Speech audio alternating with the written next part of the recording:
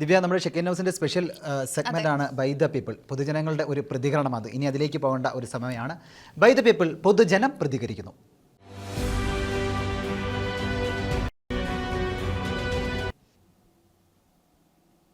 ഇന്നത്തെ ചോദ്യം ഇതായിരുന്നു: മനുഷ്യരും വന്യമൃഗങ്ങളുടെ ആക്രമണങ്ങൾ തടയുന്നതിൽ സർക്കാർ പരാജയപ്പെട്ടോ എന്ന ചോദ്യമാണ് ഷെക്കീന ന്യൂസ് മുന്നോട്ട് വെച്ചത്.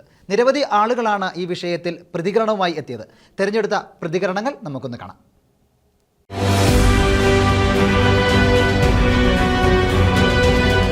മനുഷ്യരും വന്യജീവികളും തമ്മിലുള്ള സംഘർഷം ആരംഭിക്കുന്നത് ഏതാണ്ട് ഭൂമിയുടെ ഒരു ആവിർഭാവ കാലം മുതൽ തന്നെ എന്ന് നമ്മൾ കണക്ക് കൂട്ടേണ്ടി വരും.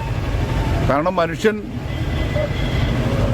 ഒരു ഭൂമിയിലെ ഒരു സുപ്രധാന ജീവിയായി അവരോധിക്കപ്പെടുകയാണ് സ്വയം ചെയ്യുന്നത്. അപ്പോൾ അതിൻ്റെ കൂടെയുള്ള മറ്റ് ജീവികളോട് ആ സാഹോദര്യം പുലർത്താൻ പലപ്പോഴും കഴിയാറില്ല. അതിൻ്റെ ഒരു പരിണത ഫലമായിട്ടാണ് പലപ്പോഴും ഈ സംഘർഷം ഉണ്ടാവുന്നത്. പിന്നെ ഇതിന് സർക്കാർ മാത്രമല്ല, ഈ സംവിധാനം തന്നെ മുഴുവനും പരാജയപ്പെട്ടു പോയി എന്നാണ് എനിക്ക് തോന്നുന്നത്. കാരണം ഭൂമിയിലെ എല്ലാ ജീവികളും തമ്മിലുള്ള ഒരു പരസ്പര സാഹോദര്യമുണ്ട്.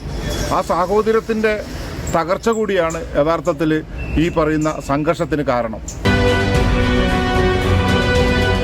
ഒരു വിധത്തിലും ജനങ്ങൾക്ക് കൃഷി ചെയ്ത് മുമ്പോട്ട് പോകാൻ പറ്റാത്ത ഒരു സാഹചര്യമാണ് ഇന്ന് നേരിട്ടുകൊണ്ടിരിക്കുന്നത്. മാറി മാറി വരുന്ന സർക്കാരുകൾ ഇതിന് ഒരു ശാശ്വത പരിഹാരം തേടുവാൻ അവർ തയ്യാറാകുന്നില്ല. കൃഷിയിടങ്ങളിൽ ഉണ്ടാകുന്ന ഈ നാശനഷ്ടങ്ങൾ വന്യമൃഗങ്ങൾ ഉണ്ടാക്കുന്ന ഈ നാശനഷ്ടങ്ങൾ കർഷകർക്ക് അനുകൂലമായ നിലപാട് സർക്കാരുകൾ സ്വീകരിക്കാത്തിടത്തോളം കാലം ഒരു സംവിധാനം ഇന്ന് കേരളത്തിൽ ഉണ്ടാവില്ല. കർഷകർ കൃഷി നിർത്തി പോകേണ്ട സാഹചര്യം ഉണ്ടാകും എന്നുള്ള കാര്യത്തിന് യാതൊരു സംശയവുമില്ല. വന്യജീവി ആക്രമണങ്ങളിൽ, ക്ഷുദ്രജീവി ആക്രമണങ്ങളിൽ കൊല ചെയ്യപ്പെട്ടവർ, നിത്യരോഗികളായി ശയ്യാവലംബികളായിട്ടുള്ളവർ, വിധവകളാക്കപ്പെട്ടിട്ടുള്ളവർ, അനാഥരാക്കപ്പെട്ടിട്ടുള്ള മക്കൾ, അവരുടെ എണ്ണം പെരുകി വരികയാണ് നാൾതോറും. സർക്കാർ എന്തു ചെയ്യുന്നു? സർക്കാരിന് എന്ത് ചെയ്യാൻ കഴിയും? ഈ വന്യജീവി ആക്രമണങ്ങളെ പ്രതിരോധിക്കാൻ സർക്കാരിന് എന്തായുധമാണുള്ളത്? ദയനീയമെന്നേ പറയേണ്ടൂ. സർക്കാരിന്റെ കയ്യിൽ ഒരേ ഒരായുധം മാത്രം, അത് അവരുടെ നാവാണ്. വെറുതെ സഹതപിക്കുകയും പാഴ്വാക്കുകൾ പറയുകയും പൊള്ളയായ വാഗ്ദാനങ്ങൾ നൽകുകയും ഏറിയാൽ മനുഷ്യ ശരീരത്തിന് ശവശരീരത്തിന് വിലയിട്ട് നഷ്ടപരിഹാരം കൊടുക്കുകയും ചെയ്യുന്ന ദയനീയ സ്ഥിതി. മനുഷ്യനെ കൊന്നാലും ആരും ചോദിക്കാനില്ലാത്ത ഒരവസ്ഥ. മനുഷ്യരുടെ ജീവനും പകരമായിട്ട് മനുഷ്യരുടെ ജീവൻ നശിച്ചാലും അല്ലെങ്കിൽ മനുഷ്യരെ കൊന്നാലും വന്യമൃഗങ്ങൾക്ക് സംരക്ഷണം കിട്ടുന്ന ഒരവസ്ഥ. ആ സ്ഥിതിയെല്ലാം മാറേണ്ടിയിരിക്കുന്നു. വന്യമൃഗങ്ങൾ വനത്തിൽ ജീവിക്കേണ്ടവരാണ്. അവരെ കൃഷിസ്ഥലത്തിലേക്ക് ഇറക്കി വിടേണ്ട യാതൊരു ആവശ്യമില്ല. മാറി വരുന്ന സർക്കാരുകൾ, വനം വകുപ്പ്, അവരുടെ നിയമങ്ങൾ മാറേണ്ടിയിരിക്കുന്നു. മനുഷ്യർക്കാണ് പ്രാധാന്യം നൽകേണ്ടത്. മനുഷ്യന്റെ കൃഷിസ്ഥലത്തിലേക്ക് ഇറങ്ങി വരുന്ന ജീവികളെ സംരക്ഷിക്കേണ്ട ഉത്തരവാദിത്വം സർക്കാരുകൾക്ക് ഇല്ല. മനുഷ്യജീവൻ തന്നെ വില നൽകുക.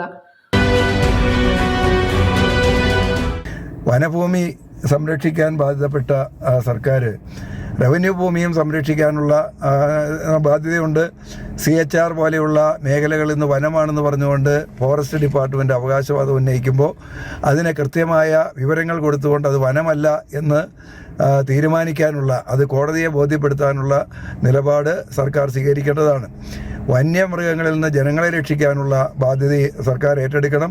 കാർഷിക വിളകൾ നശിപ്പിക്കപ്പെട്ടാൽ അതിന് നഷ്ടപരിഹാരം കൊടുക്കണം.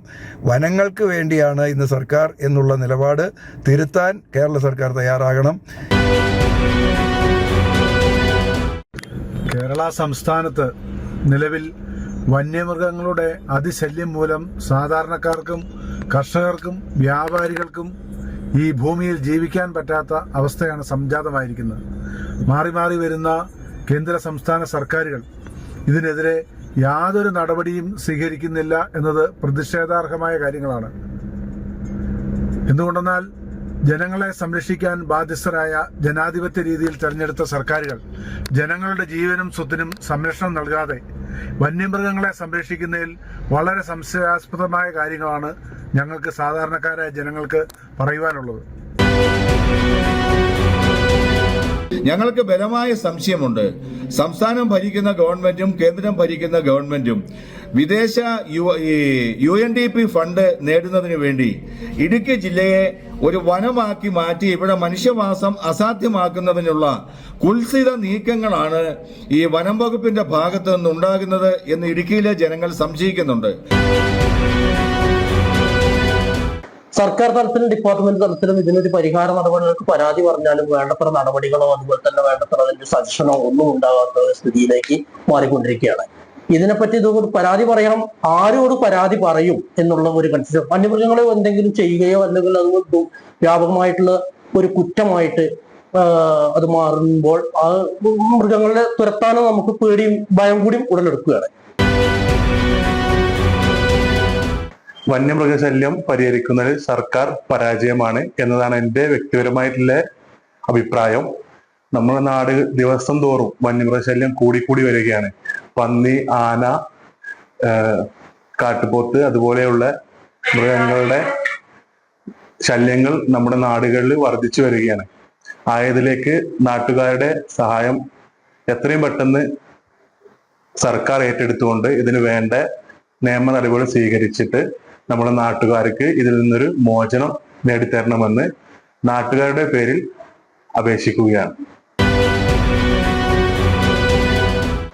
കർഷകരുടെ കൂടെയാണെന്ന് പറയുകയും കർഷകർക്ക് കൃത്യമായ കാര്യങ്ങളൊന്നും ചെയ്യാതിരിക്കുകയും ചെയ്യുന്ന സർക്കാരുകളാണ് കാലാകാലങ്ങളായിട്ട് ഉണ്ടാകുന്നത്. എന്നാൽ തെരഞ്ഞെടുപ്പ് വരുമ്പോൾ എല്ലായ്പ്പോഴും എല്ലാ സർക്കാരുകളും അല്ലെങ്കിൽ രാഷ്ട്രീയ പാർട്ടി നേതാക്കന്മാരും പറയുന്നത് ഞങ്ങൾ കർഷകരുടെ കൂടെയാണെന്നാണ്. എന്നാൽ അത് വാക്കിൽ മാത്രം ഒതുങ്ങുകയും പ്രവൃത്തിയിൽ അത് കാണാതിരിക്കുകയും ചെയ്യും.